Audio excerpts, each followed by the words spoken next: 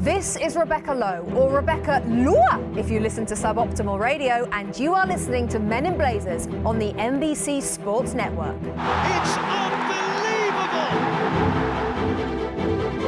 unbelievable! From the Embassy Row studios in the crap part of Soho, Men in Blazers World Headquarters. it's the Men in Blazers podcast. Indian summer, Rog. I wish. It is an Indian summer. Sad. Outside. Yeah. Why are you sad? It's an international break sadness. It's a lot of different reasons I've Yeah. realised conflating. I've given a lot of thought to Okay, this. what's going on? Well, first of all, my hands, David, Yeah. they're covered in blood. They're a bit yellow. Yeah. Do you have jaundice? There's a reason for that. Okay, go ahead. They've just come from the sad annual culling of seersucker. Do you cull your seersucker at the Yeah. end of the summer? Yeah. How do you do that? You beat it with clubs. I burn it.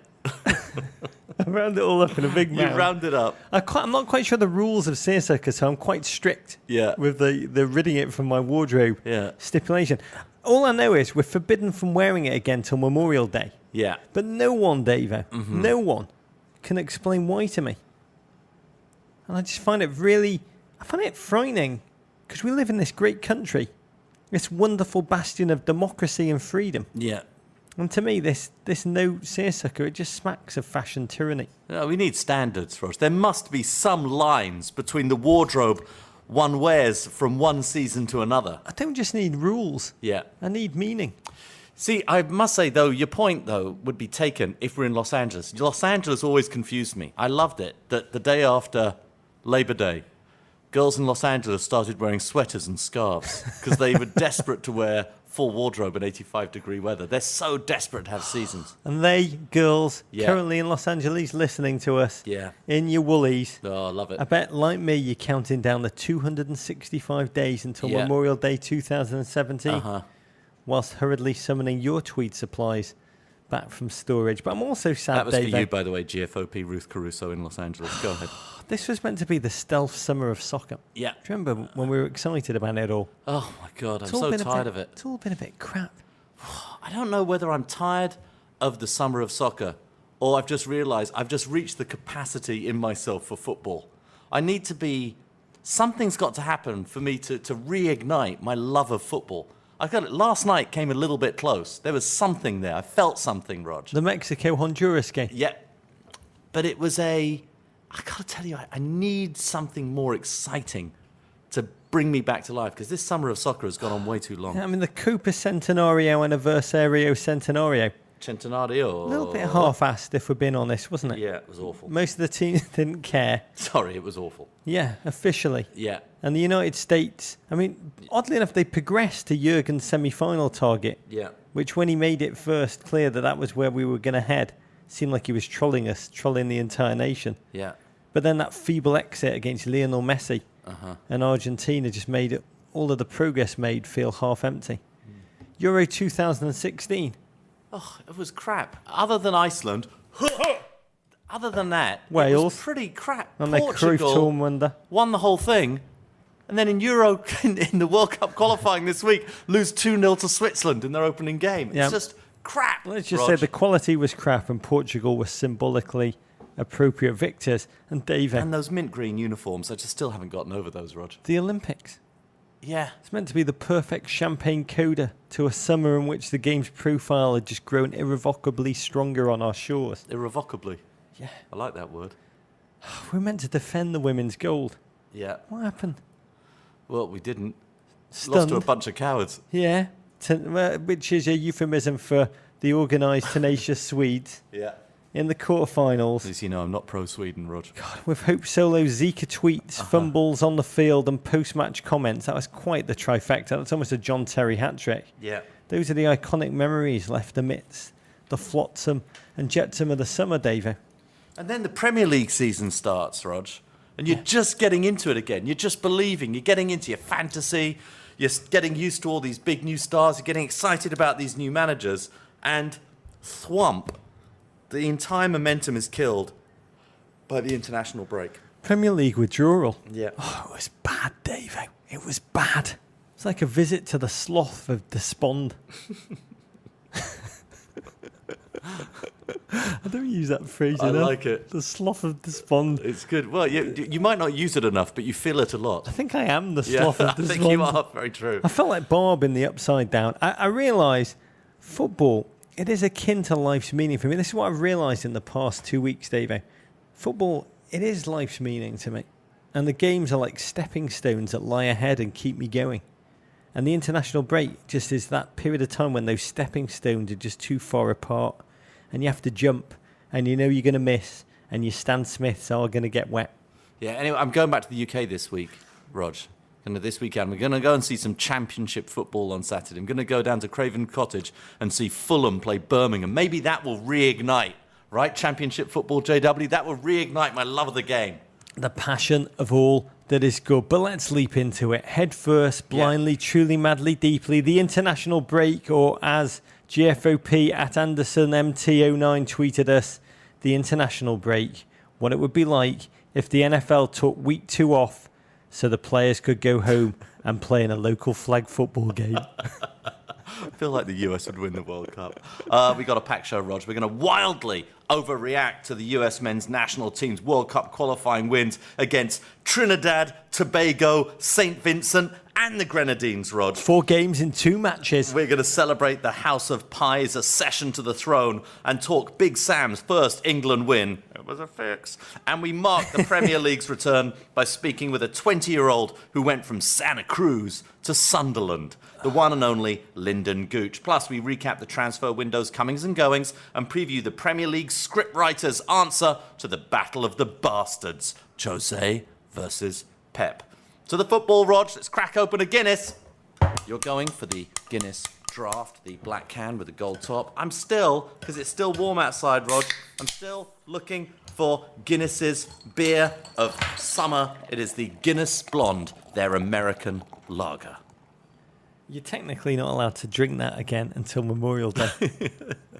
But cheers. I say this sadly to seersucker, the fabric of barbecue and democracy. Okay, Rog, to the football. We remain 3/38 of the way through the Premier League season. That does not reduce, and we emerge from an international break made slightly less bleak by the skills of a young Jedi and a return from an exile that made Napoleon's trip to Elba look like spring break.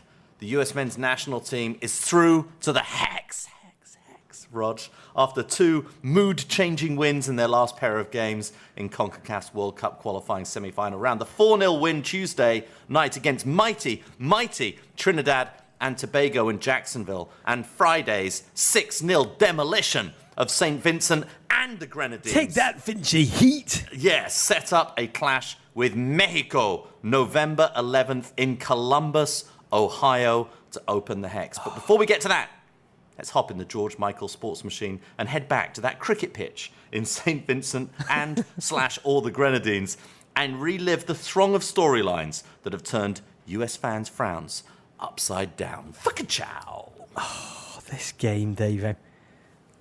Peak CONCACAF. A game that had to be played in the midday Caribbean heat and humidity because the Arnos Vale Stadium, a cricket ground, did not have floodlights. The game was on beIN Sports. They didn't so much as broadcast it as they did Skype it. Ray Hudson sadly not on duty because he would have had a field day with the visuals. This game, Davo, let us remind ourselves, played on a cricket pitch with the batting area, the wicket, in the middle of the field. The square. Totally visible, drawing the eye in an otherwise largely empty stadium as the cameraman made random cutaways in-game during action to just zoom into female fans, shaking the camera around as he did so, erratic angles, the wind whipping into the sound mics. Oh, there was a single steel drum national anthem, which was actually quite fantastic. At John Newell. I can't believe we let Mance out, who directs our show, to go and do this game. I don't know how he had the time to get down there. It made our production quality look absolutely optimal. At John Yule Cook tweeted us, I feel like I'm watching USA via a live feed from a 1986 JVC handheld camcorder being shot by Brad Guzan's dad. You probably were. I mean, it's very likely. Welcome to CONCACAF, David. Yeah, I'm not sure it was JVC. It would have been like Magnavox or one of those kind of a brands. Peter Betamax. Yeah, brilliant. This would be 8-track. so good. Yeah. CONCACAF football brought to you by the Discman. The Hex good. brought to you by the Shake Weight. Yeah. Oh, before we jump into this game and analyse its deeper meaning, we've got to remind ourselves the US were playing, the US population 324 million. We're playing St. Vincent and the Grenadines, ranked 156 in the world, population 110,000, essentially the size of Cambridge, Massachusetts. Apart from St. Vincent and the Grenadines kind of scatter their population across a collection of 32 islands. This win... That 110,000 includes feral dogs as well, Rog. Yeah, and the people who are responsible for closing the deals for the CONCACAF branding opportunities. This win, to me, it was akin to a boxer losing a big title challenge against Argentina and then rebuilding their career against a couple of patsy journeymen. But the storyline going into this was no Clint Dempsey, no Jermaine Jones, both out injured. Get well soon, Clint. Michael Bradley suspended, and the veteran spine that had played for the US since the 1950 USA 1, England 0 shock heard around the world. How would they cope without it, Davo? In truth, it was a whole new world, and we kind of liked it. Yeah, kind of liked it, Rog. But the football was all a bit CONCACAF-y at the beginning. It was. It was a little rough. Let's just say the Vincey Heat seemed tactically cavalier, less interested in having a solid back line, more seeing how often they could clobber Americans on the edge of their own box. It was a dicey game to play, and one that would soon come undone thanks to Bobby Wood. We've said it before, Davo. We'll say it again. Bobby Wood. He's a great American. He was another under-the-radar US talent, took a gamble, left his family to join the Youth Academy of 1860 Munich when he was 14 years of age, overcame what he described as quite savage marginalisation that comes along with being an American in Europe in the youth development system, along with the intense competition, and it paid off. He's resilient, and he's now starting in the Bundesliga for Hamburg, and he scored on his debut in week 1 there. It took a while for his goal to come, but once it did, we only had to wait 4 minutes for a second. Matt Besler, who'd just become a dad that day with a fine outside of the boot finish. Josie Altidore thumped a penalty to tie Clint Dempsey for most in US men's national team history, his 14th World Cup qualifying goal, a record he'd soon break. At half-time, Davo, we tweeted, Jurgen, Pulisic, Nagby, Kleshtan, bitter. At Peronaldino quickly responded, are we playing marry, kill, start, bench? But we didn't have long to wait because we were soon rewarded in the 67th minute. On came Kleshtan and Pulisic, and it took just 4 minutes for their partnership to establish itself. Yeah, they look good with each other. A couple of quick no-look passes by Christian, so self-assured, topped off by a sweet move. Sasha curling the ball to a charging, tenacious P to finish astutely. Away in a manger, no crib for his bed, the little Lord Jesus laid down his sweet head. Davo, arise the child king. Not that we're going to get carried away with the bandwagon, Rog. We're not, but we'll just say. We're just comparing him to Jesus. Yeah, well, why stop there? I mean, Tutankhamun became the king aged 9 or 10. Okay. And my favourite, the infamous Who twins, who we've talked about before. Yeah. The 11-year-old cigar-smoking leaders of the Myanmar guerrilla group God's Army. Yeah, you love them. In the 1990s, the adults around them believed they had magical powers like being invulnerable to bullets. It would not be surprising to me, Davo, if Christian Pulisic was invulnerable to bullets. Well, we might find out during CONCACAF qualifying. Much stranger things have happened. Rog? Oh, don't mention Stranger Things, Dave. Cannot wait for season 2. By the way, while you're waiting, watch Gomorrah on Sundance Channel. It's the best piece of television I've seen, apart from the US game against St. Vincent and the Grenadines, which we'll now return to, because Christian then returned the favour, setting up Sasha, one of the loveliest guys in the game. His last start had been March 5th, 2014, a diabolical 2-0 loss to Ukraine in Cyprus, which he really carried the can for. And you feel that speaking to him, he really yearned for another chance to prove himself, what he felt was a fair chance to impress. At Vladimir Bratic tweeted us, Kleshtan Pulisic combination from today, the most productive 20 minutes of Serbo-Croatian relations since the early 90s. Oh, and then as the sands of the game ran out, one final calm, brilliant finish by Pulisic, leaving the goalkeeper frozen. The kind of finish that makes it hard to believe he's still only 17. When he came on the pod, He's just a baby. he is. And we talked about his speed of light rise last week.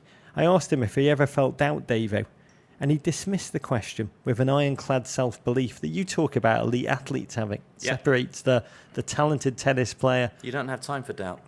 You do not have time for doubt. I was at the US Open last night watching another great Serbian, Rod Djokovic, play. And he just demolished Tsonga, who ended up retiring hurt, but he had a hurt heart, a hurt brain, and a hurt ego by the end of that game. He's just no doubt whatsoever. He hits the ball, thracks it out of the center, and his just footwork tells you exactly what's going to go and happen next. Brilliant, brilliant stuff. No self-doubt, and it's the same that this. I'm not comparing him to Jesus yet, Rog.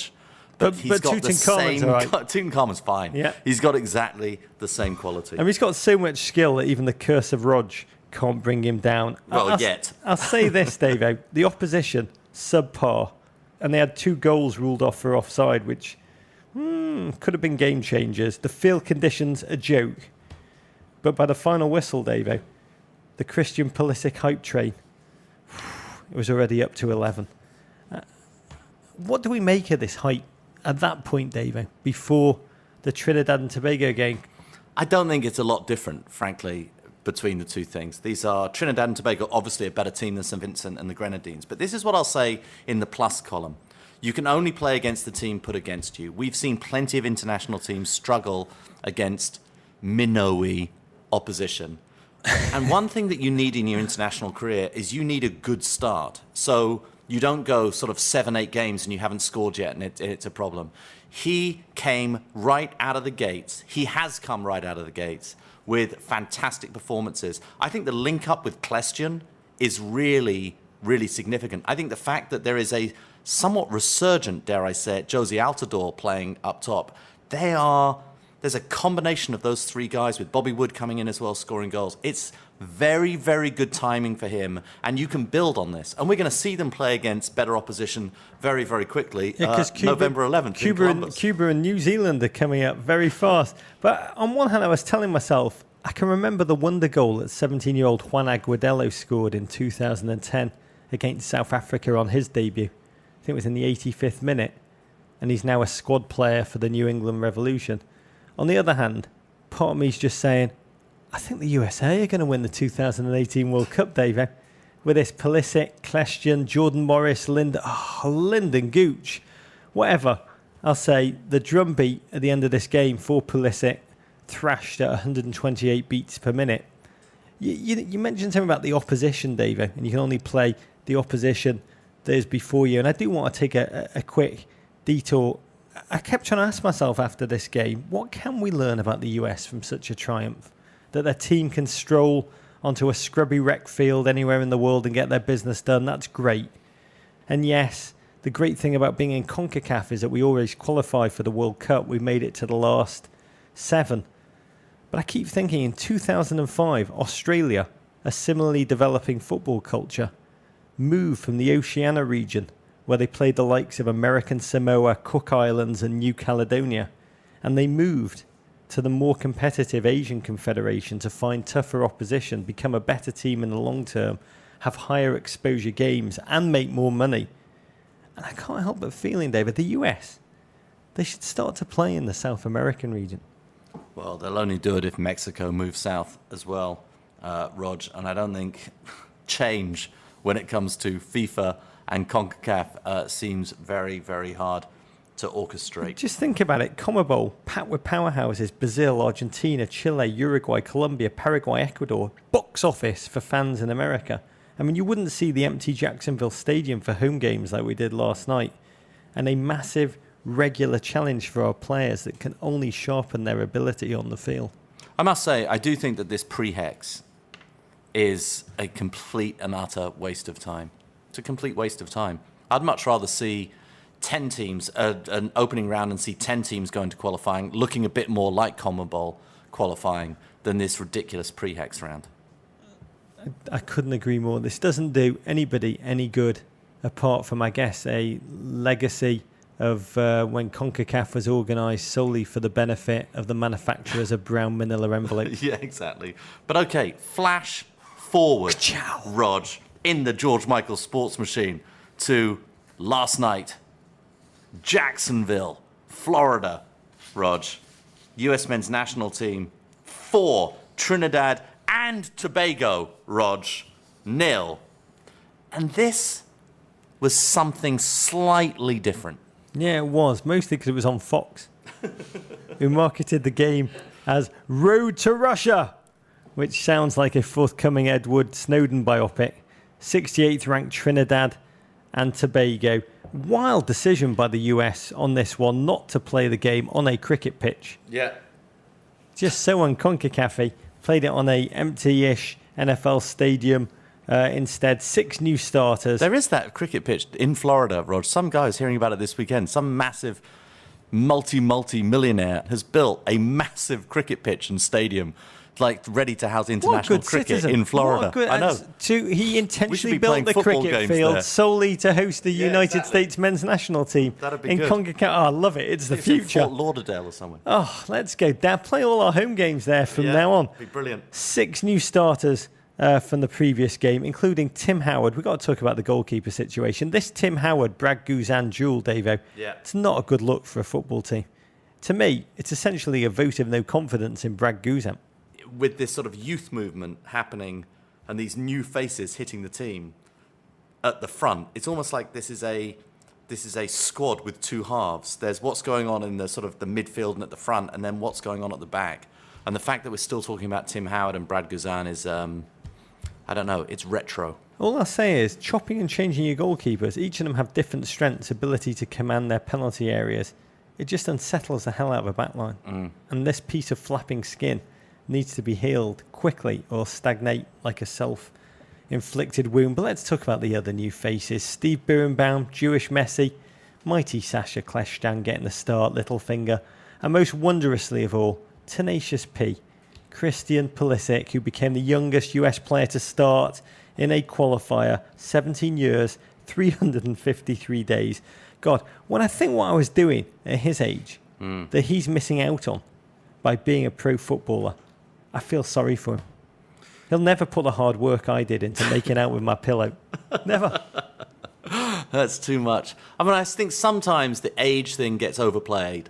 The reality is different boys grow at different speeds and they develop into players. Still waiting for the changes to grip me. Still waiting for the change. It is a remarkable story as age, and of course it's something that excites people.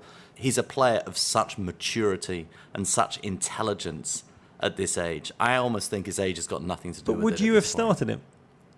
Oh, against Trinidad and Tobago and against St. Vincent and the Grenadines, and probably this summer in the Copa Aniversario, I think I would have started him, Rog. He's a player of great ability. I do worry. Look, I would say in the outset, before we fully charge up the hype train, I'm about to throw myself onto the track. I think the greatest... the greatest obstacle to Christian Pulisic's success is going to be this hype train that's going to follow him. Just let him play, let him score his goals, let him make his assists, let him, what's it that Joe Hart always says, keep assisting, keep scoring. Make magic happen. Let him go and do that. I think Make out with your pillow, Christian. The amount of people on Twitter who are already sort of tweeting out, oh, Lynden Donovan, prepare for your records to be broken. He's started 1 game right now.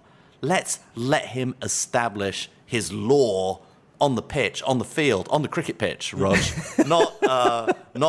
It's going to be a long career for this young man. But Lynden, if you are listening, prepare for your records to be broken. To kick off, at Deechman tweeted us, "Go USA! If we're going to boycott the 2018 World Cup in Russia, we've got to qualify first. Yeah. Onwards." See, it was a bit of a snooze start, David. I have a feel Donald Trump will be sitting right next to Vladimir Putin in the opening game of World Cup in Russia, Rog. It's a friendship games. Yeah. Oh, God, it was a bit of a snooze start. My game notes just acknowledge the way John Strong says the word Birnbaum always sounds like Bing Bong. It does sound like Bing Bong. Yeah, I was pretty disappointed that Bing Bong wasn't playing. I think he's a promising young player. He's got his time. I like Bing Bong. Yeah, him and Darlington Nagby, they need their shout. But John Strong, it's too soon. Yeah. Tears, sad memories, hashtag RIP Bing Bong. GFOPs were thinking of weightier philosophical topics, Davo, such as at Strong Arm Brews Davo, can you explain why Jeff Cameron looks so tan for a man who lives in Stoke? Yeah, well, because he's not been living in Stoke this summer. I always used to love it, the opening games in August back in the Premier League and watching all the English players, back when it was just English players and Scottish players and Irish players, coming in with their suntanned legs. It was always very funny Scottish at the end of their guys, summer red, holidays. burn. I know, freckles. I don't know how to explain Jeff Cameron's suntan. He looks to me like a gent who's preparing for his local amateur dramatic company's production of Soul Man. Yeah, that's a Thomas C. Howell joke. The US started slowly, little in the way of cohesion in the US midfield between Bradley, Bedoya and Kleshton at the outset, but Christian Pulisic just started like a man intent on creating his own chances. It was amazing to see how quickly he was the force his teammates deferred to, tried to feed him the ball. You hit it. He's got this preternatural maturity, and it was incredible to watch him inject a level of quality into an otherwise mediocre first half. He's only 5'8". He's 140 pounds. To me, he's a testament for all youth coaches across the nation. Just leave the little guys in. You don't always need to win. Now, by putting in the premature giants. And he managed to hit both posts when finishing would have been easier. It was just a moment of magic. When he charged through, there's a moment when he charged through the gut of the defenders, just charging through 4 players, picking up an extra gear. And as he did so, Davo, I'll admit, I peed my pants just a little bit. He is electric. He has such a wonderful change of pace and ability to drop a shoulder, Rog. When you watch him from the tactical cam, from the cam from sort of behind the action, and you watch him... Do we all get that, or is it just you? Well, that's how I watch. That's how I, on my own, on the Davo television network, I see it. But when you watch a replay and you're seeing it from behind or from the front, you watch him in regular action and you think, okay, he ran directly through the defense or he jigged a little bit. When you watch from behind, you see the level of lateral movement that goes with his vertical movement. It's amazing how much he jogs and jigs and jags, Rog. Reminds me a little bit of watching Eden Hazard. Very different players, very different skill levels, but his ability on the ball to run with the ball and his electric change of pace and his electric movement. I was just starting to type, if we only had 11 Christian Pulisics when the US came to life. And it was the second narrative kicking back in. Sasha Kleshton. Bit of a crap goal. Tap, tap, tappity tap, but they all count, David. And this one cemented the second coming of Sasha, an MLS redemption story. And what a good footballer. You watch him play for the Red Bulls, you watch him in this game, watch his movement. He's just a footballer. He's one of those guys you feel could play in multiple positions, does everything well, always looks stylish. He looked at home. He didn't look new for 1 second on this field. His movement was great. He got free for the goal in the area and knocked it in. 2 goals, 2 games for Sasha after scoring 4 goals in his first 46 US appearances. And could not happen to a nicer guy. A lovely, lovely bloke. And agents across Hollywood are wondering whether Adam Driver or Littlefinger Aidan Gillen will be cast to play Sasha in the movie called 2018. Holy we just won the World Cup in Moscow. Oh, the bandwagon. Second goal, courtesy of a phenomenal shuffle by Josie to create space for himself. Josie, Dave, still just 26. Yeah. But with that goal, the new all-time leader in US World Cup qualifying goals with 15. Yeah. Back from injury, Rog. He's been amazing ever since he's been back from injury for club and country. He looks, should we say, a little leaner, looks a bit fitter. He's got a bit more spring. His first step looks back. I got to tell you, as significant as your A storyline, Pulisic, as significant as your B storyline, the emergence of Kleshton. And your A+1, Jewish Messi. This C storyline, Josie Altidore, this is the one that could be the most significant during not only the Hex, on the road to Russia and in Russia itself, Rog. If Josie Altidore can put the ball in the back of the net like this, the US can, on their day, beat anyone. Yeah, I mean, I was trying to think of people that have benefited more off CONCACAF play than Jack Warner. And the only person I can think of is Josie Altidore. He feasts on CONCACAF opponents. He's struggled to be fit in major competitions. The US have been lesser. He loves it on a cricket pitch. But boy, you should play all his games on a cricket pitch. Fort Lauderdale cricket pitch. Look into that, JW. Find out about that Fort Lauderdale cricket pitch. Well, everyone in America was trying not to overreact to what they were watching. At Fat7Juice tweeted it. It's like we've got Messi and Ronaldo on the same team. Yeah, Pulisic and Josie similar, Rog. Yeah, maybe.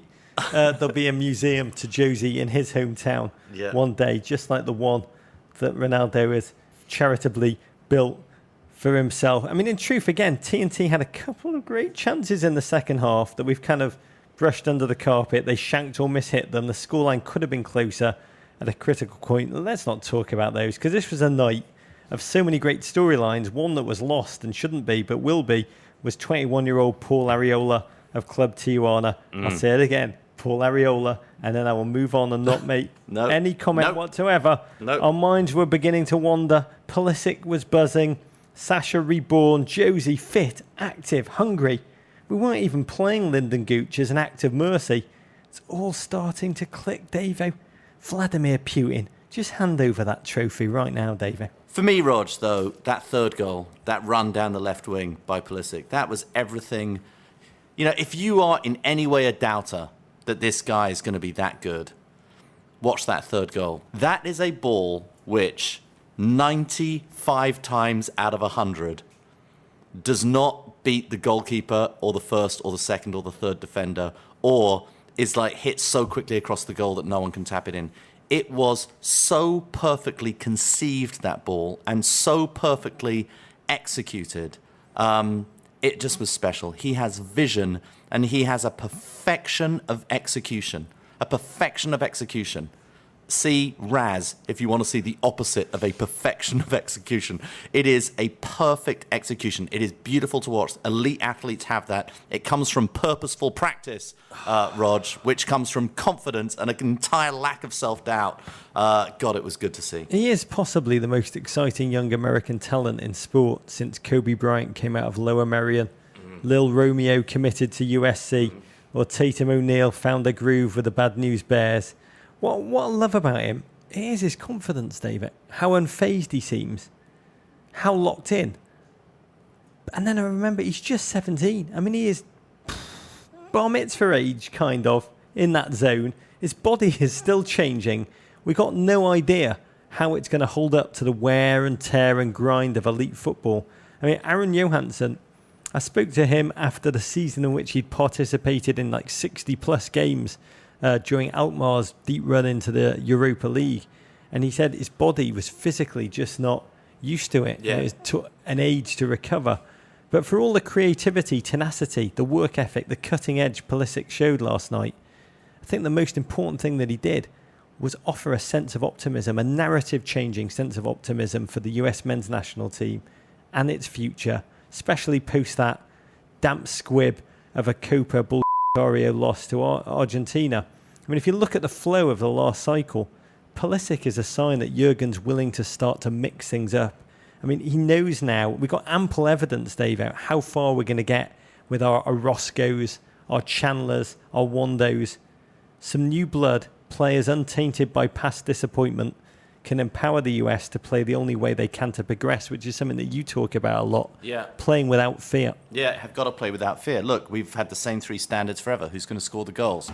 Could be Altidore. Who is going to be that? Who's going to lock up the back line? You know, that's still a little bit of a doubt. They didn't concede a goal in these two games. Defence did look a little bit shaky here and there. That's still a question going into the Hex. But the emergence of a new star player, great international teams capable of winning big tournaments need star players, except for a couple of exceptions in the Euros. You need star players in order to go and do it. Pulisic has what it takes to go and be a star player. It doesn't mean that it's a dead cert. It doesn't mean that his passport is stamped right now, star player, he's going to be one of the greats. He's got to do it on the field week after week, game after game, year after year as he goes through injury, as opposing defenses try and figure out how to go and stop him. He's going to have a lot of challenges. But this isn't Adnan. And I think the question in my head this summer about Pulisic is this just Adnan Januzaj? He comes in, he's amazing initially. But what Adnan never had, Adnan was explosive, he could score goals, he could do amazing things on a football field. But you never felt that you were dealing with somebody who had a real football intelligence and had a maturity off the field to go and be able to handle it. And that's what I find most impressive. The only question I've got is maturity and his intelligence is that he came on our shape. Yeah. Shows terrible judgment. It's terrible advice. But I would... I want to know, David, how do you imagine Sunil Gulati and Klinsmann's relationship is now? You know, Sunil talked about reviewing Klinsmann's position right before the Ecuador game in the Copa. And one of he's like, when I said review, I meant pay rise. Yeah, I imagine Sunil sitting on his large golden throne. Polishing it. Yeah, his sort of hands barely reaching the arms and his legs dangling off the bottom, swinging them like a little child. Mr. Sheen in one hand and air freshener in the other. You know, I don't really think that Sunil or US Soccer has a major long-range plan when it comes. I think they're still taking it game by game, maybe even half by half, in terms of where they are going with the US men's national team setup, where they are on Jurgen. You know, they're similar to the broadcasters. I would actually say Alexei is way ahead in terms of his long-range planning. And he's a guy whose mood visibly on television swings massively. He's so heart and soul into this US team. You literally feel Alexei from one game to the next, his entire life force being swayed from one end of the ocean to the other by what goes on with the US. I imagine it's similar at US Soccer with absolutely no emotion whatsoever. From sea to shining sea. In the dark times, Alexei, just listen to that one steel pan, steel drum rendition of the American national anthem. It can't fail but to lift your spirits. We'll say the darkness and negativity surrounding the US national team has been put on pause. Oh, remember the Gold Cup last summer? Albeit for 1 week, Davo. Yeah. Two slightly uninspiring challenges loom. Friendlies against the mighty Cuba and then the Fighting Ferns of New Zealand before we say, and we say it with relish, Davo, bring on the Hex. 4 teams in the Hex that aren't the US or Mexico, Rog. Costa Rica, Honduras, Panama, Trinidad and Tobago. I must say this is pretty good news for the US that Jamaica didn't make it, because Jamaica, I think, are a team capable on their day of giving anybody a game. But Costa Rica, Honduras, Panama, all very, very tough teams. Trinidad and Tobago, very good at home, Rog. Not so good when they travel. Talking about not so good, David. Yeah, Rog, a quick word on US women's national team legend Lauren Holiday, the 28-year-old World Cup champion. She retired last year, remember. She's 8 months pregnant, was recently diagnosed with a benign brain tumor. She's scheduled to have surgery after she gives birth to her child with her husband, New Orleans Pelicans point guard Drew Holiday. Our thoughts are with Lauren and Drew and their family during this time. Are they ever? Yeah, absolutely, Rog. L-turn. Time for some comic relief. The Big Sam era began with a World Cup qualifying win Sunday as England smote mighty Slovakia. Yeah, take that, Martin. 1-0 in injury time in Trnava, courtesy of a 95th minute winner from Adam Lallana, an England goal, Rog, an international goal for a big Adam boy goal. Lallana, as I like to call him. It was very odd watching this game, David. Watching the English national team under the helm of, as Pep Guardiola calls him, the Big Sam. Yeah. Just feels something. We don't know the full story. Bit like when Uncle Junior was made head of the families at the beginning of The Sopranos' first season. Big Sam might just be a fake front for the 5 families. I must say, the only thing I was excited about when Big Sam took the job, other than the consumption of pies, I'm very excited for the global pie industry, was that finally we were going to have a manager who would stand up in the technical area and actually try and do something. Big Sam spent the entire match pretty much sitting down. Chewing gum doesn't count as an activity. Disappointing. I mean, what can he do, David? Because in truth, what he's been charged to do, it was best summed up by The Guardian's excellent Marina Hyde. She said, nowadays, we know any England manager is essentially managing decline. I mean, Wayne Rooney is the big talking point going into the game, and even bigger talking point coming out of the game. He's become a political hot potato more than a footballer. I don't even know what to make of Wayne Rooney. I don't know where I stand on Wayne Rooney, and I know where I stand on most issues. My delegates are having a pitched battle in my head. The fan in me, 50 of my delegates are standing up and saying, drop Rooney, don't wait until after the World Cup. His days playing for England are over. He is the thing that is stopping the progress in this team. You've got to put somebody else in the middle, whether it's Dele Alli, whether it's Ruben Loftus-Cheek. You've got to take somebody else for that international team and go, and he does very well for the under-21s. I'm running RubenLoftusCheek.com. Other than that, I'm not involved in anything. He's a South East London boy. I'm very pro Ruben Loftus-Cheek. But it's got to be somebody else who's got to occupy the middle. But then the other delegates, you've got to say, they've got a point. You just look at his record. You look at his stats. He's 30 years old, Rog. He has 116 international caps, 68 wins from those caps, 564 club caps. He has 53 international goals. He's got 263 goals for his club. If Rooney were American, if he were an American player at 30 years old with this incredible record, what we would say is a Pulisic kind of career, we would be lauding him and we would be saying, okay, Wayne, your time might be over, but you know what? You've given so much. You've contributed so much. Thank you so much, and sail off. Have a My Name is Choco commercial. It's the level of hate and abuse and scorn that Rooney inspires. It's just, there is something amazing about it. And I compared him to Dempsey's stats. His stats are very similar. Dempsey has played 130 times for his country versus 116 for Rooney. 66 wins for Dempsey, 68 wins for Rooney. A slightly better win percentage for Rooney, but similar. Club caps, 357 for Dempsey versus 564 for Rooney. 52 international goals for Dempsey, 53 for Rooney. Club goals, Rooney's got a lot more. But it's we honour Dempsey. The idea of maybe Clint passing and Clint no longer playing for this team, we are going to salute him, we're going to honour him, we're going to worship him. But our reaction, and I'm not saying I'm excluded from this, 50 of my delegates are trying to get him to never play for England again. Our reaction is with such scorn. And is that something so English, or is that something uniquely about Wazza? Well, I think Clint Dempsey is not a man who would hold a press conference to announce his impending retirement from international football in 2 years' time, which is what Wayne Rooney just did. You kind of do bring it on yourself in those circumstances. I think about Wayne.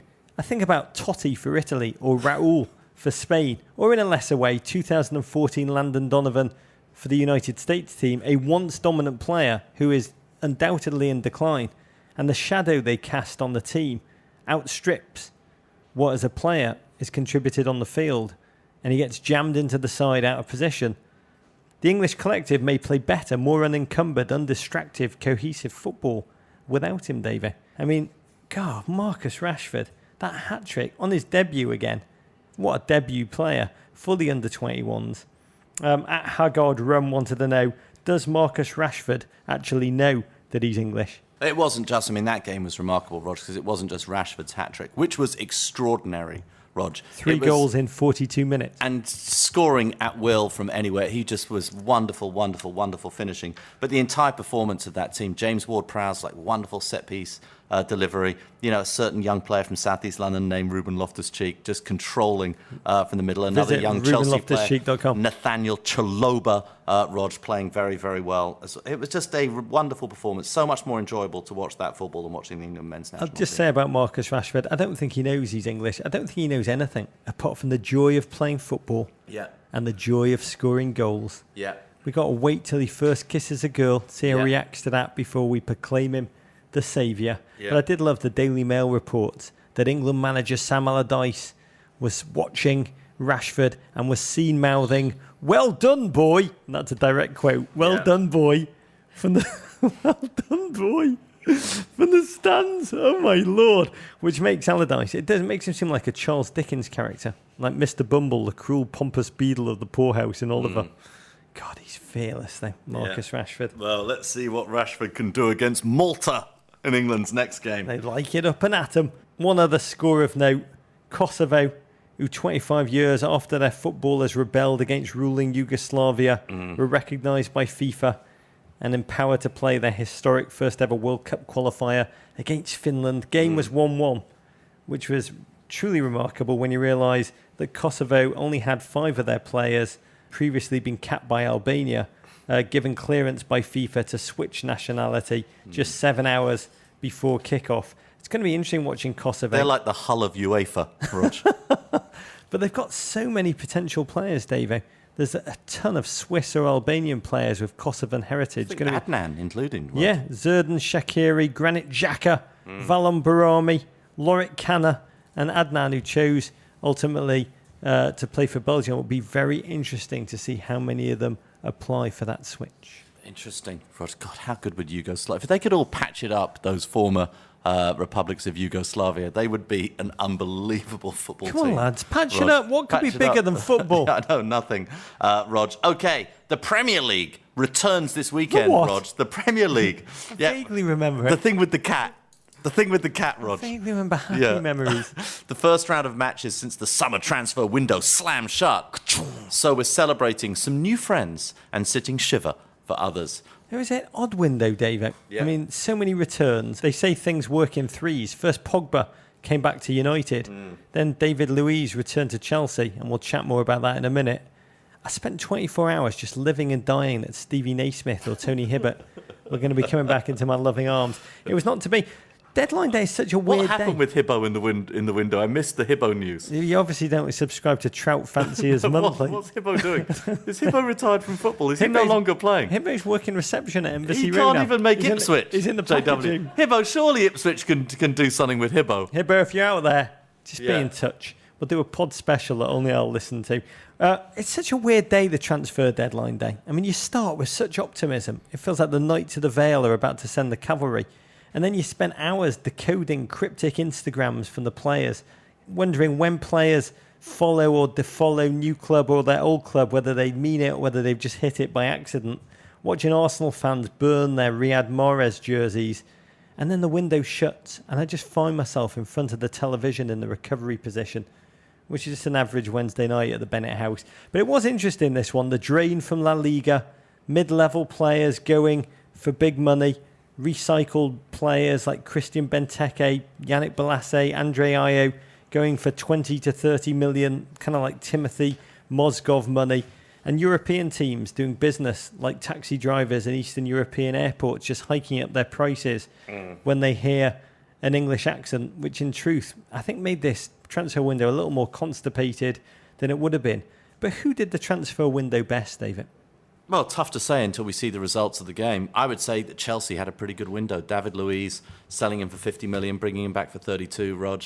At the last minute, they seem to find a very, very experienced central defender, and a central defender who can come back to Chelsea understanding the system, understanding the way the club is set up. He already knows he's going to get wedgied by John Terry his first day back, but he knows the way from Cobham to Stamford Bridge. He knows to pre-rip his underpants down the side so it doesn't hurt as much. They're just tearaways. Absolutely. I thought that was a very good piece of business. The miracle for Chelsea, Rog, 38 players sent out on loan. 38 players sent out on loan, including Matt Miazga, who's gone to Vitesse Arnhem, Rog. Yeah, 38 players spewed out to countries from Turkey to Colombia, clubs as big as Juventus, as small as non-league Metropolitan Police. The Matt Miazga era is over. $5 million Chelsea spent on those 135 Premier League minutes he played in. Being a Chelsea player at Vitesse Arnhem is the equivalent of being a movie lost in turnaround. But I've got to ask you about David Luiz. They also got in Marcus Alonso, strengthening the back with some new options. 32 million for Luiz, having sold him for 50 million 2 years earlier. To me, it's like when Rob Kardashian left the show for a while to go into hiding, but now he's back. How did you feel? Just somewhat of a surprise, David. Kind of a last day, out of nowhere, left field piece of thinking. I feel generally positive about it. I mean, what you hear from the inside is that he just literally 48 hours before the ending of the window, they realised they could get him and they leapt at the opportunity. They never thought he was going to be available before. And the positive is he knows the system. He's a very flexible player, can play centre-back, can play right-back, can play in the middle of the park. And I think if, Conte does want to go back to his beloved three-man back line, David Luiz is a ball-playing centre-back who can go and do that. He was very good for PSG against Chelsea in Champions League. Having said that, the one sort of slight cloud hanging over this is how much David Luiz seemed to enjoy competing against Chelsea, playing against them. It left In 2015. left a little bit Celebrated of a his goal. sour taste in the mouth of Chelsea fans. He's going to be a leader in the locker room, true character on a team that needs one.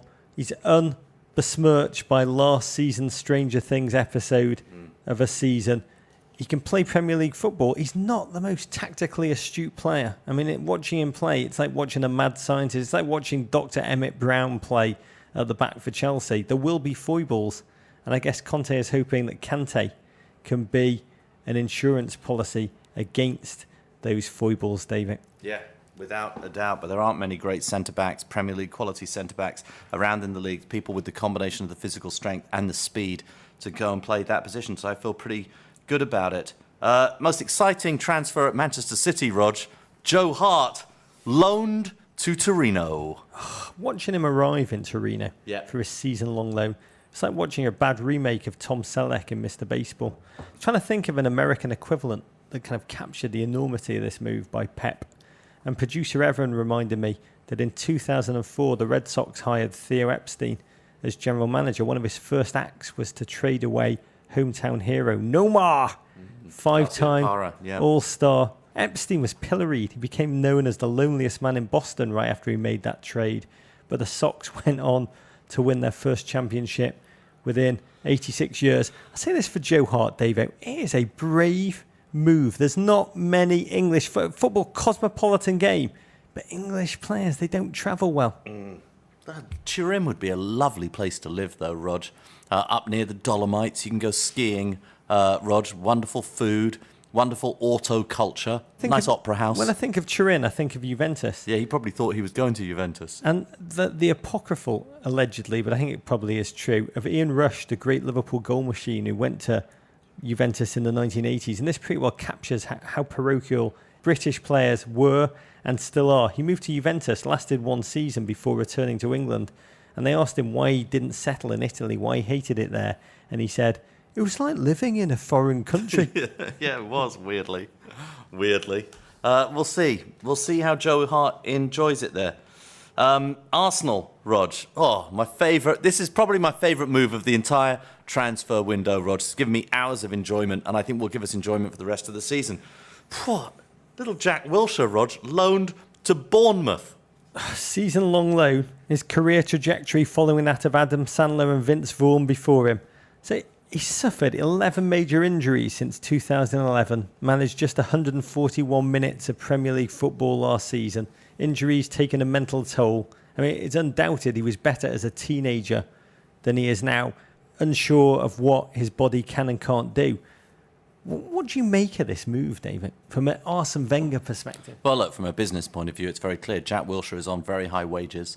They just don't want to continue to play a guy high wages who, one, they don't know if he's going to be fit. And even if he is fit, they don't know where he fits in that midfield. They just don't know what they're going to get out of him. See, for me, the more interesting question is what was in Jack Wilshere's mind? You know, for him, he's always been he's a London boy. He's a playboy footballer. He goes out a lot. He has a good time. He proper hates Tottenham. Yeah, he has a pretty high-profile life. Bournemouth. Yes, it's on the south coast. That's beautiful. There's some lovely houses down in Sandbanks. But it is it's a very, very different zip code than where he's been playing his football. There aren't many Premier League players at Bournemouth living in the lights of London. Rog, it's going to be interesting to see how he fits in down there. To me, this was just a wake-up call for him. Wenger trying to disrupt the narrative of Wilshere returns, Wilshere injuries, Wilshere's long layoffs, Wilshere's drinking in clubs. And it's an acid test for him. What can he be? Can he fulfill his promise as a swaggering teen? Or was he just, and this is awful to say, but a footballing Lindsay Lohan? OK, Rog, quick word on Everton. I did read... I think it was Martin Keown gave Everton credit for having what he thought was the best window of any team in the Premier League. A lot of others think that it was a disaster for Everton. Usually you see disaster where no one else sees it. How did you feel about Everton's window? We did become the joke of the transfer window. After Moussa Sissoko was meant to have agreed terms, Everton sent a private jet to pick him up at the airport. And then he stopped taking calls. The annual budget gone. He sent Ronald Koeman straight to voicemail, Davey. And then he jumped to Spurs, leaving Everton looking as pathetic as a John Hughes character trapped in a love triangle. Football's Duckman.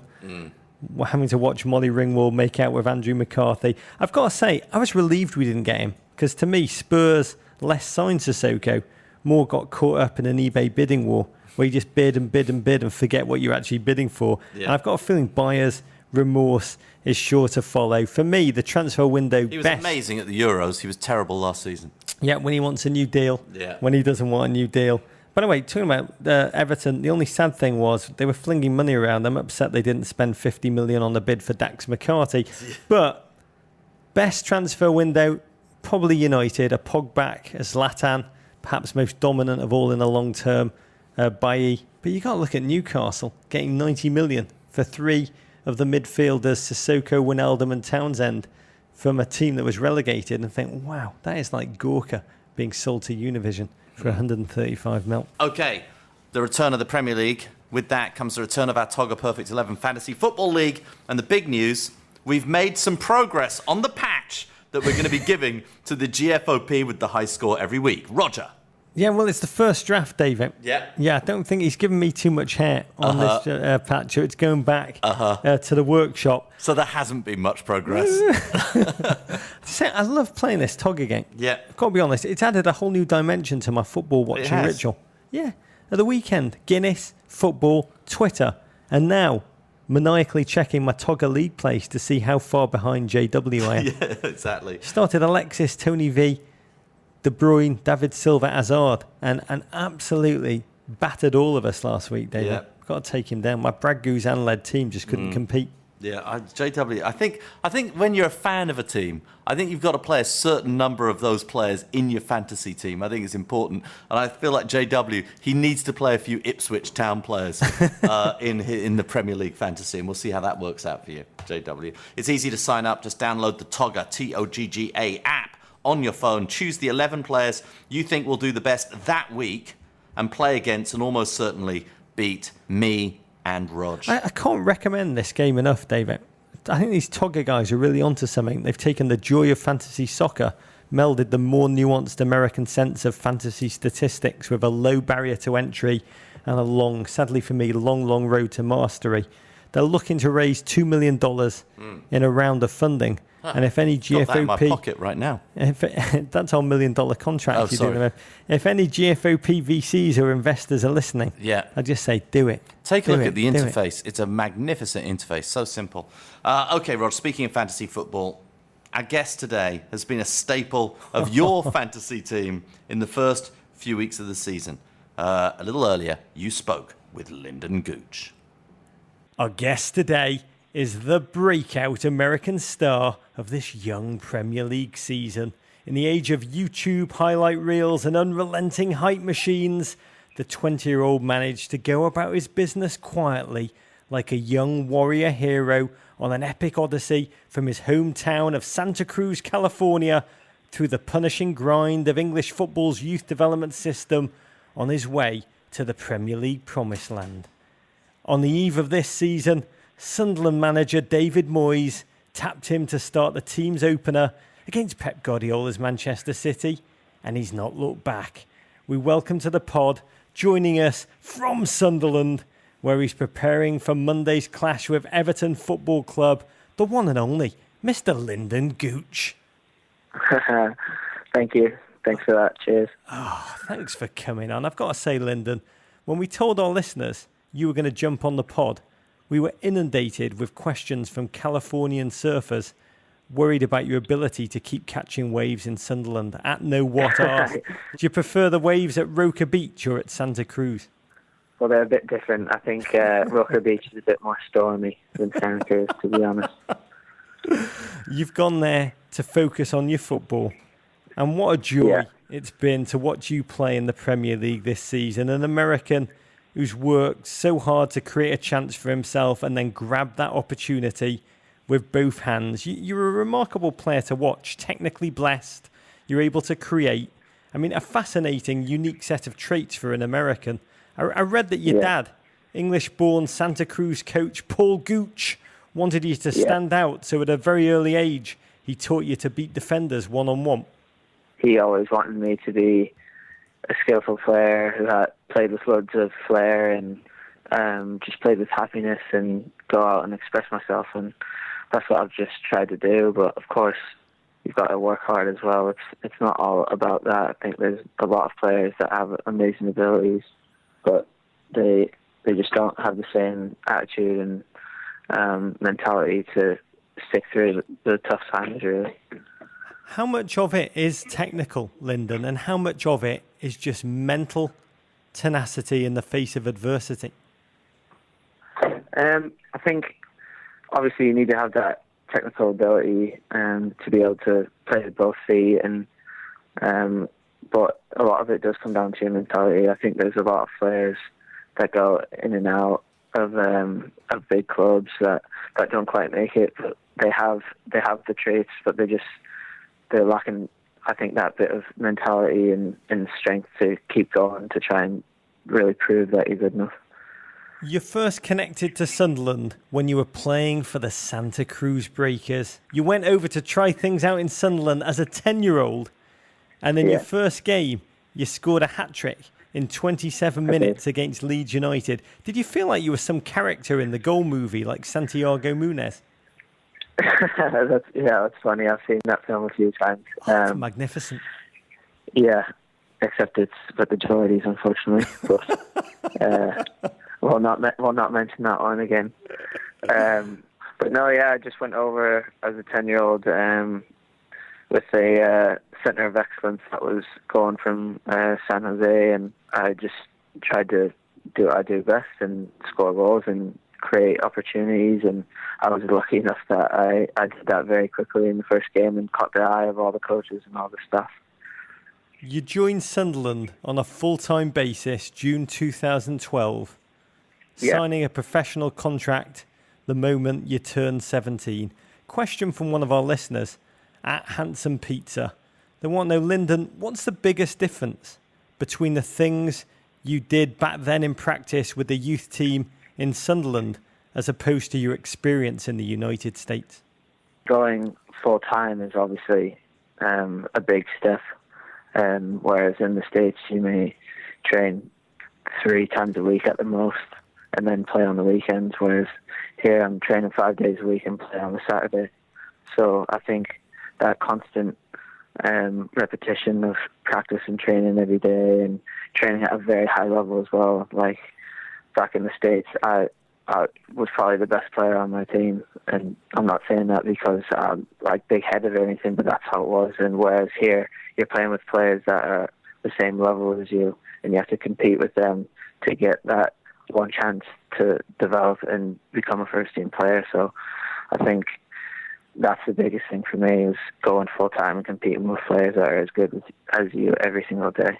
I mean, you have become a first-team player, but wow, you've had to grind your way up there, experiencing the less glamorous side of English football. February 2015, you went to Gateshead in the conference, the 5th tier of English football. Last season, you're on loan to English League One's Doncaster Rovers, South Yorkshire Town, most famous for being the birthplace of a man, Thomas Crapper, who gave his name to toilets. But at any point did you think, I should have just played in MLS, where I could be getting regular senior team games and staying closer to home? No, to be honest. I think obviously there's always a dream to play in the MLS further in my career maybe, but I've always wanted to play in England since I was a little kid, and I think if I decided to take the easy option and go back to MLS when times were tough and I wasn't even getting a game in for the reserves, I was on the bench. That's why I went to Gateshead, to get more games. And if I just took the easy route, I wouldn't be doing what I'm doing now.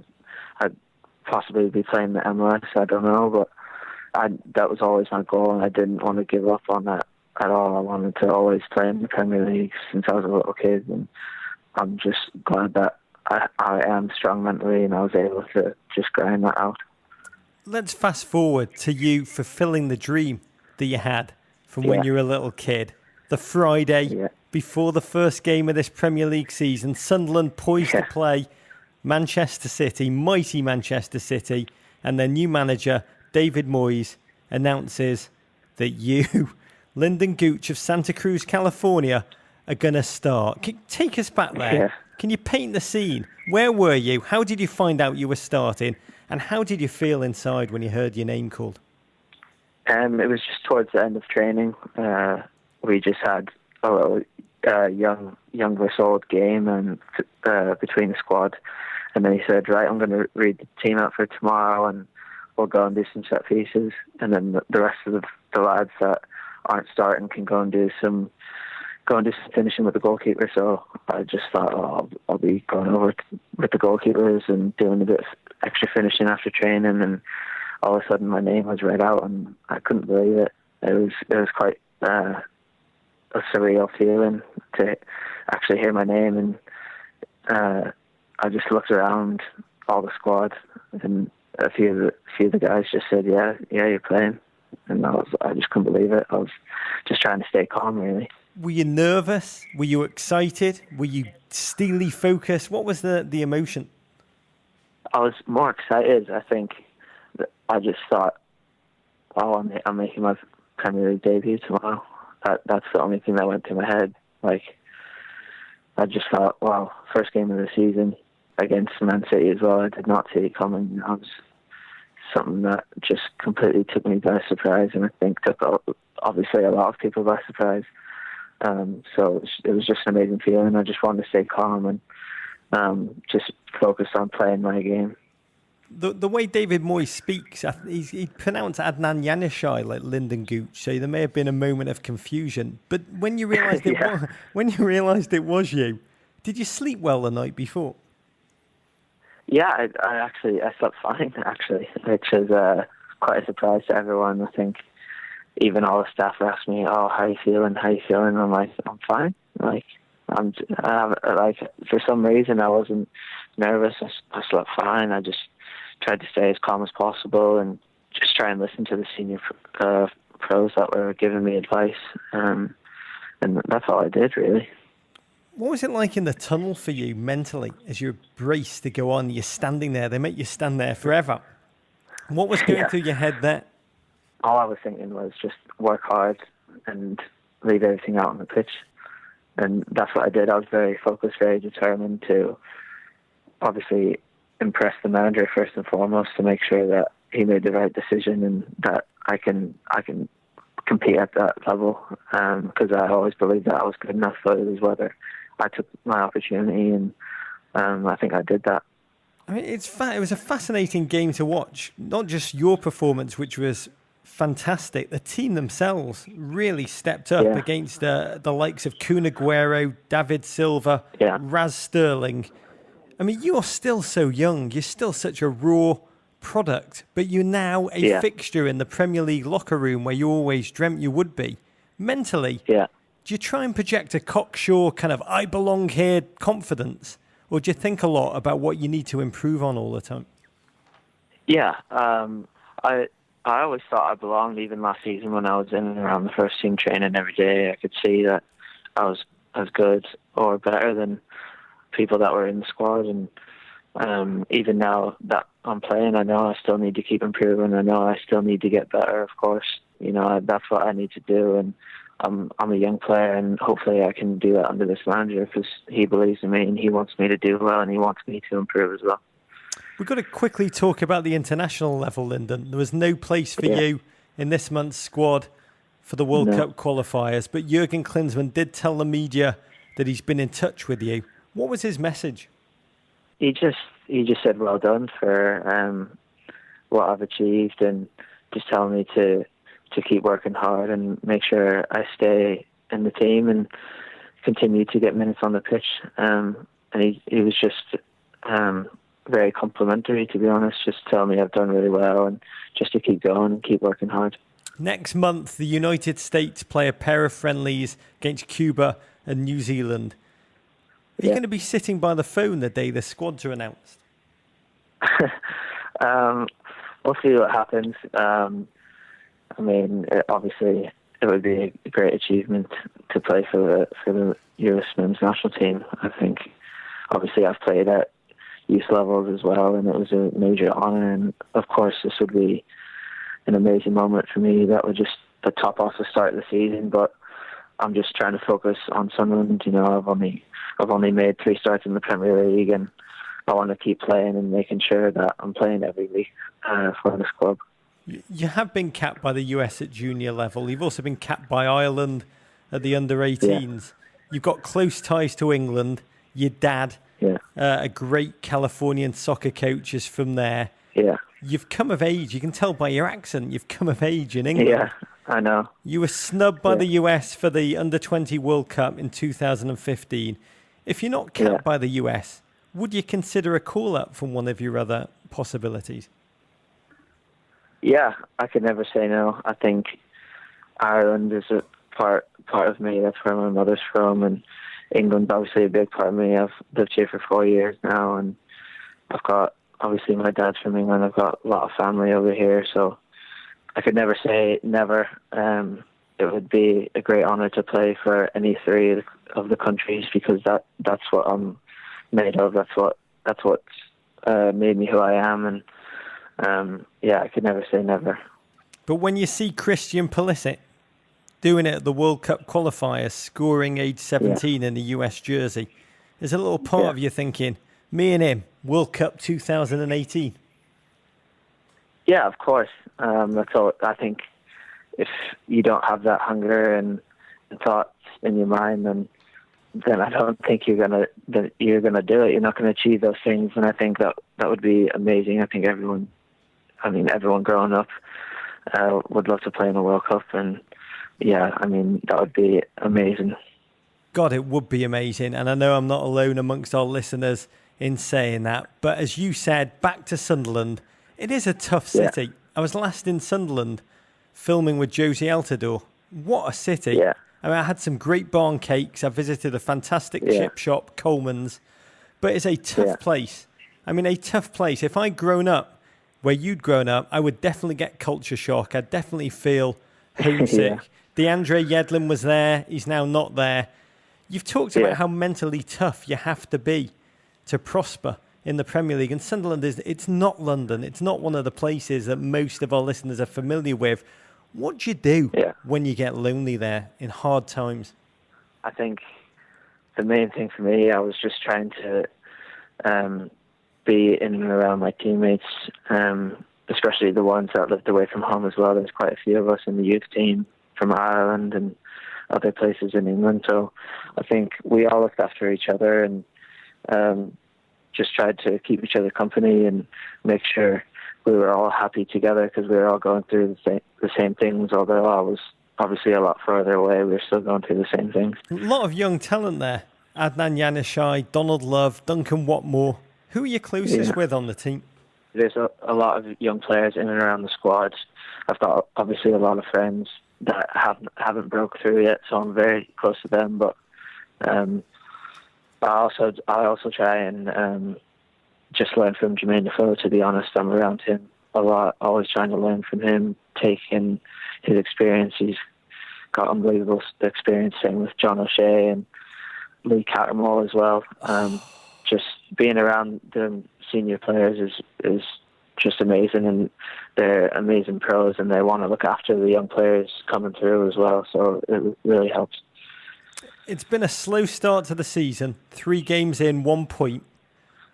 Yeah. After the second game of the season, a loss in the Teesweir derby against against Brad Guzan's Middlesbrough. David Moyes said there'll be no dramatic change from the club's position in recent years as Premier League relegation fighters. When you hear your manager say that in August, how does that feel for the players in the dressing room? No one's mentioned it, to be honest. I think it's been a bit blown out of proportion. I think we know the way the club has been the past 4 or 5 years battling for relegation. And I think everyone, if you're looking at it realistically, no, it's not going to change overnight. I think it's going to be gradual, but with this manager, we can get more stability in the club and be able to push on and get top 10. We're just trying to do what we do and get results and perform on the pitch, and that's all really. We're not thinking about that. You know, to be honest, Lynden, having watched all of Sunderland's games thanks to you this season, I'll say the points really don't represent the quality of the football that you've played Yeah. at times on the field. Thousands of young American teens will be listening to this interview, though, who've watched every minute that you've played this season. All of them harbouring dreams like you did once of reaching the Premier League. You have done it. I want to know, what's the one piece of advice that you've got for our young listeners out there who are going to try and follow in your footsteps? Just work hard. Don't take anything for granted. There's a lot of players that have amazing abilities and great skills, and they just don't have the same work ethic and mentality to keep wanting to improve and keep getting better and to continue to prove people that you're good enough, especially people that think you're not, prove them wrong. For me, I think it just comes down to hard work. And I know that's very cliche. I think everyone says that, but that's the truth. As long as you keep working hard and do the right things, you'll continue to get better and catch people's eye. Lynden, we all wish you well. You play Everton on Monday night. Go easy on them, please. I beg you. And Godspeed to you for the rest of the season. Lynden Gooch, thank you. Yeah, thank you. Cheers. Amazing, Rog. What a modest man. Cap tie him, Jurgen, please, before Islanding. The winner of the coveted Guinness Men in Blazers Poet, Philosopher, Sucker, Scribe, Raven of the Week is Patrick Lenihan on behalf of Cavan Lenihan from Richardson, Texas. Fellow Balds, I just watched the end of the Hull City/Man U game with my 11-year-old. He asked when they would let you guys call a game. An MIB Game of the Week. That would be compelling broadcasting. That would be awful. Is Bob Costa standing in the way of this somehow? Maybe. Probably. If he listens to our podcast. Can we petition Loretta Lynch? Oh, we've always wanted to call a game, Rog. I do think we'd be crap at it. I think it's so hard to commentate. Yeah. I think there'd be 45% more cursing and 90% more crying than when Arlo White does it. Yeah. Well, marginally. It is hard to do it, though, isn't it? Yeah, very, very hard to do. You've got to prepare lots of stuff. You've got to know the names of all the players, Rog. That's very difficult. You've got to know your own names. And you've got to be able to recognise those players when they have the ball. I would do it, though, David. Just to use the word unbelievable over and over and over again. I'd be using my own word for unbelievable, which is snodgrass. I would particularly like to commentate on Hull. The only thing that would put me off doing it is I don't think we could ever do football funnier than Gus Johnson did it. No. Can't be better. It's very in the area! I would love to do that whip around goal shout. Yeah. Where we could just cover all the games and all the goals and you could just keep shouting, whip around! Whip around! Bloody whip around! I love that. And by the end of the broadcast, we would have just ripped off our shirt sleeves, have our ties around our heads, and just generally look like we just made sweet, sweet love to a large pie. That's pretty much what I look like after watching football of the weekend anyway. It's fantastic. I would do it for a big, big game that is soaked in narrative. A lovely segue to say, United against City, Jose against Pep. Bloody well done, Premier League writers. Amazing stuff. Two most expensive teams in Premier League history. Both have perfect records. Smash bang after the break. The pragmatist against the idealist. The Machiavellian against the poet. How is this game going to go down? Yeah, it's going to be amazing. I should say, Rog, your weekend looks like this, courtesy of Mini USA. Yes, Rog, Saturday morning, it's the Manchester Derby as United host City at 7:30 Eastern Time. How's it going to go down? I have no idea, Rog. This is the beautiful thing. I don't know what the line is. I don't know what the odds are. It feels like this derby, I sort of agree with Jose, it's coming at a very odd time, right at the end of the international break, very early in the season. Neither team firing on all, they're very good already, but neither of them are firing on all cylinders yet. I have no idea. I'm just hoping for a really, really good touchline fight between the two. And they have a rivalry that goes back to when Pep's Barcelona was in its pomp. Mourinho hired by Real Madrid with the sole aim of knocking them off their perch. And by the time he walked away, Guardiola had an El Clasico record of 5 wins, 2 losses and 4 draws against Mourinho. That bitter approach that Mourinho will bring to the game is going to be reinforced by Zlatan's hunger for redemption. Guardiola signed Ibrahimovic and then struggled to play him while Lionel Messi emerged. And the Swede destroyed Pep in his fake biography, calling him a frightened little overthinker. I think it's going to be fascinating. Will Rashford see the field? Will United have any pace without him? The big issue for me, if they start Claudio Bravo, who Pep has moved hell or high water to get to be his new goalkeeper, and you start him in the crucible of such a high-stakes game with United's big men Zlatan, Fellaini, Pogba absolutely pummeling him. I see United edging this, David. It could be my favourite keeper, Willy Caballero. And it could be a very dull, inactive 0-0 draw. Yeah, you never know, Rog.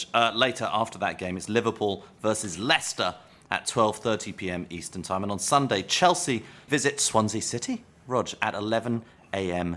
Eastern Time. All of those games are on NBCSN. In MLS, the New York Red Bulls host DC United. That's on Sunday at 1 p.m. Eastern Time on ESPN. Okay, there are many ways to connect us. One is our Amazon Emporium, helps keep the show going. Anytime you go on Amazon for items, big or small, just click off the Emporium page. Men in Blazers gets a tiny percentage, allows us to cover the cost of creating the show. What are you putting in the Emporium, Rog? A book! Somme, Into the Breach by Hugh Sebag Montefiore. As many of you know, I've been fascinated by the First World War thanks to a rather demented English teacher, Mr. Stott, who spent our entire fourth grade year making us take turns to read the most brutal First World War poems out loud as he just sobbed behind his desk. It's 100 years since the key battle of the war, the Somme, and this weighty tome, complete masterpiece, examines every moment through first-hand testimony from soldiers written in their diaries, which gives it all an emotionally searing punch. You kind of feel every moment of this months-long stalemate of trenches, poison gas, starvation, shell fire, shell shock, and machine guns. Thousands of men simply drowning in the mud. It's a huge book, real masterpiece, and a testament to human bravery and foolhardiness in equal measure. Okay, Rog, I'm really into stationery. Back to school shopping. I'm sure a lot of GFOPs with kids are doing your back to school shopping, have made the run to Staples with your kids. I also like doing my back to school shopping. I love making documents, Rog. It's one of my great things. Here at Embassy Row, we pitch a lot of shows, we write a lot of show documents, and we go out and pitch them. And what those pitch documents look like are really important to me. This is very important for those of you looking for a job, potentially, or putting together your resumes. Is one thing that can make your documents look so much better. Don't put it in a crappy little binder. Don't use paper clips. Definitely don't staple. You hate staples. I hate staples. Order yourself some style-coloured binder clips. These tiny little, I always call them buffalo clips. Maybe they're called butterfly clips, but they come in different colours. They're little, they're small, and if you want to put a cover letter and perhaps a resume behind it and deliver it to someone, just put one of these, perhaps in the colour of your favourite team, like blue if you're a Chelsea, Leicester or Everton fan, green if you like Plymouth Argyle or San Etienne, yellow if you like Norwich City, orange if you like Hull, purple if you're an Orlando City fan. Essentially blue if you want a job. And put it on there. Red if you, of course, like Arsenal, Liverpool, United. And just put it on there. It's amazing what one of these little style-coloured binder clips, how much better it will make your document look. Right, only use Courier or Times New Roman font. Don't use anything else. Don't use anything fancy. I know you're going to be sucked into Century Gothic, but don't use it. Everyone can see it coming. You bastard. No. Times New Roman or Courier. Don't consider anything else. Just put your documents together. Just make them look classy. Put a little binder clip on the outside. I guarantee it'll work for you. What Davo essentially has just said, it doesn't matter what's in the presentation. Content. Oh, who cares about that? It's how you present the information, Rod. I'm telling you as a television person, it's how you present the information. It's not what's actually in the information. Or the formation. Okay, Rod, visit meninblazers.com to sign up for our newsletter, which we produce with our partner Guinness. We have a new issue going out this Friday with a feature on the US men's Paralympic national team. It's amazing. Rog. Follow us on Twitter at Men in Blazers, at Embassy Davies, at Rog Bennett on Instagram, at Men in Blazers, at Embassy_Davies on Facebook, Men in Blazers. You can always send your ravens to the crap part of Soho. You can always email us at meninblazers@gmail.com. Venderpunk, Rog. War pig. Who wants to sex Matumbo? Explosion. Courage. Take that, Gloria. Is that your analysis? It's a tweed. Abrigado, rock on, mate. Kung Fu fight in America. Love you, David. Love you, Rog. Safe travels, mate. Thank you very much. In true suboptimal fashion, we forgot to mention that the Men in Blazers show is back this Monday, September 12th, live at 5:30 p.m. ET on NBCSN